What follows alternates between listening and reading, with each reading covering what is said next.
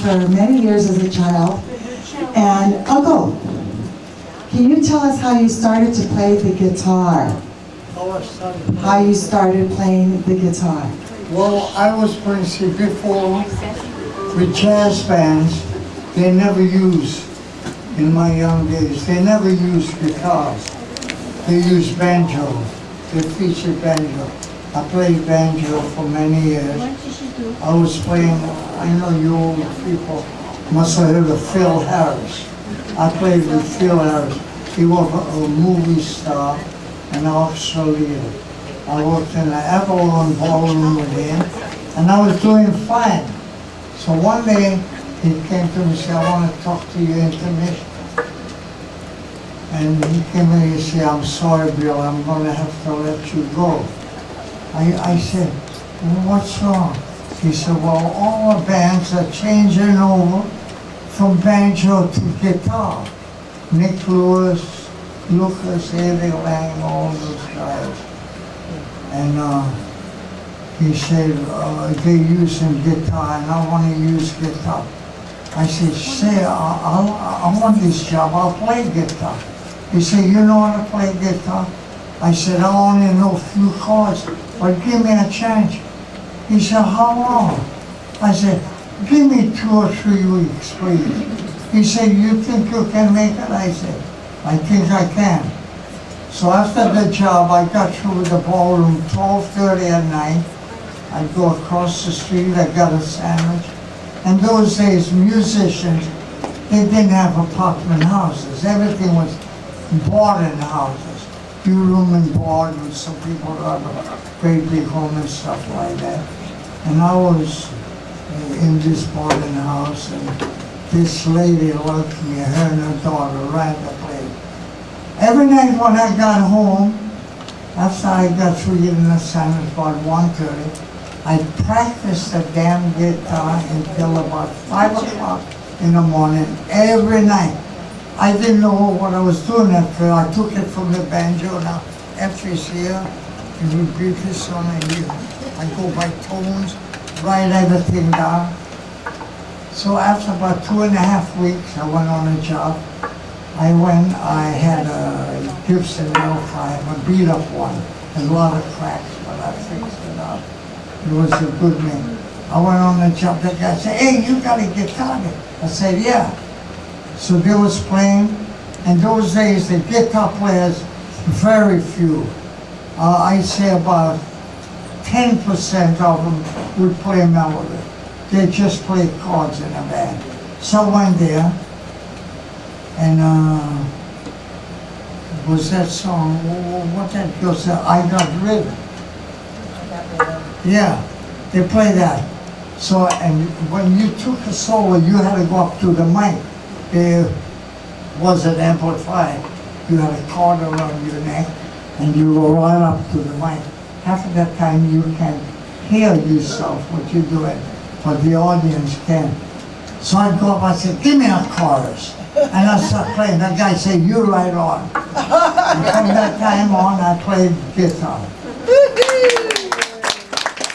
Well, I have to tell you, I met Uncle 4 years ago. I came into his studio, and in the back was a rogues gallery, and there in the middle of the wall was a picture of my mother, Irmgard Farden Aluli, with the Annie Kerr Trio. And I started tearing. I said, you have a picture of my mother on your wall? And he looks behind him and he said, Irmgard and the Annie Kerr Trio? That picture was taken in 1927, and I taught your mother how to play the guitar. And I have loved him ever since. And when he asked me to do a jazz song, I remembered Little Coquette, a song that my father wrote. And Uncle said, I know that song. I opened the Biltmore Hotel with Freddie Burdette, and we did Little Coquette. So this is for all of you. Do you remember that song, Little Coquette? It was my father's favorite. Here you go. Play full bars on that for Buffalo.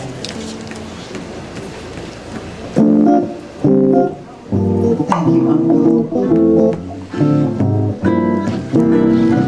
Tell me why you keep fooling little coquette, making fun of the one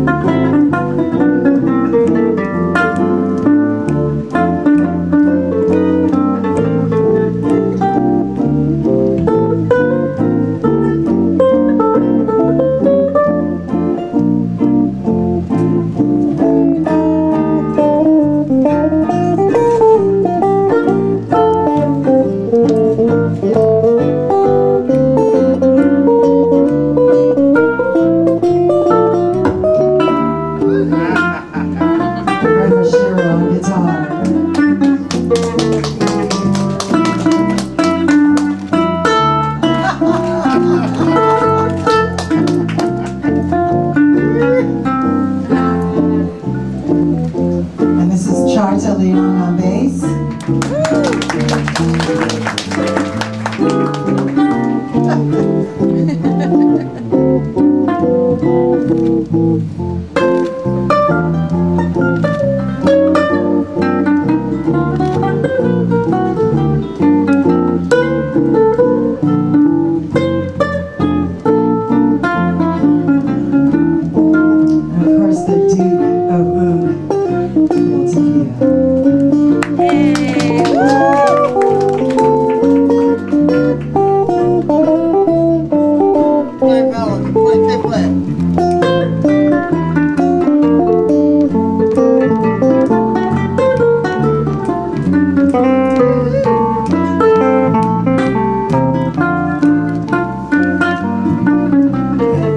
Tell me why you keep fooling little coquette, making fun of the one who loves you.